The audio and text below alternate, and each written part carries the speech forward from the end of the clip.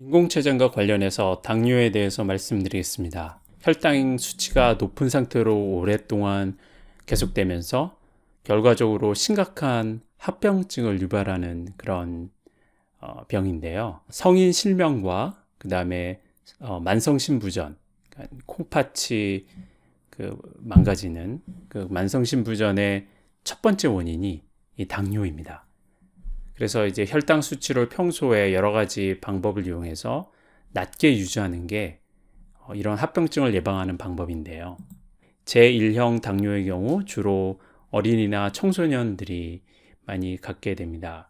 혈당을 떨어뜨리는 인슐린이란 호르몬이 있는데 이게 췌장에서 이제 정상적으로는 필요에 따라 분비가 되죠. 근데 이러한 인슐린을 췌장이 만들지 못하는 경우입니다. 따라서 치료는 이러한 인슐린을 밖에서 넣어주는 거죠. 몸 안으로 이러한 인슐린을 넣어주는 게 치료가 됩니다. 반면에 제2형 당뇨는 주로 성인이 갖게 되는데요. 췌장이 인슐린을 만들어도 인슐린에 몸이 잘 반응하지 않는 경우입니다. 우리 몸에 어떤 영양분이 계속 필요 이상으로 많은 상태가 유지되면 인슐린이 제 기능을 못하죠.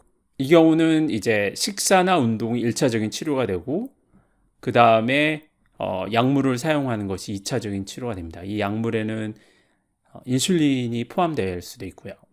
그래서 이제 제1형 당뇨의 경우는 아까 인슐린이 치료다 이렇게 말씀드렸는데요. 이런 인슐린이 이제 몸에 들어갈 때 그 양을 우리가 계산을 해야 되는데 이거는 단순히 이제 혈당 외에도 식사도 고려해야 되고 그다음에 운동을 얼마나 했는지 운동을 할 건지 이런 것도 생각을 해야 되고 스트레스 여러 가지 변수들을 고려를 해야 됩니다. 왜냐면 이런 것들이 다 그 혈당 수치에 영향을 주고 따라서 필요한 인슐린 양을 결정하니까요. 그래서 일반적으로 이제 당뇨 전문의가 혈당이라든지 그다음에 여러 가지를 다 고려를 해가지고 언제 어떻게 인슐린을 이제 몸에 주사할 것인지 처방을 하게 되는데요. 하지만 이것이 어떤 우리 몸에 있는 췌장이 지속적으로 혈당을 측정하면서 또 여러 가지 몸의 상태, 영양 상태라든지 운동이라든지 스트레스를 또 이렇게 감지하면서 그걸 종합적으로 분석해서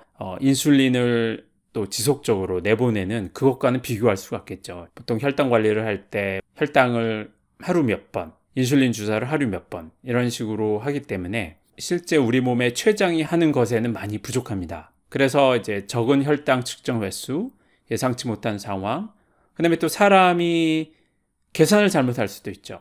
지나치게 많은 인슐린이 몸에 들어갈 경우 저혈당이 올 수 있는데 심지어 사망에 이를 수도 있습니다. 제1형 당뇨 어린이를 둔 부모의 경우 그래서 야간에 취침 중에 저혈당이 온다든지 이런 것에 대한 굉장한 두려움을 갖고 있습니다. 인공체장은 이러한 것을 자동화해서 5분 간격으로 지속적으로 혈당을 측정하고 또 상당히 정교하고 안전한 알고리즘을 이용해서 인슐린 양을 계산해서 몸 안에 넣어주고 그래서 결과적으로 이런 저혈당이라든지 이러한 심각한 문제를 예방하는 효과를 가지고 있습니다.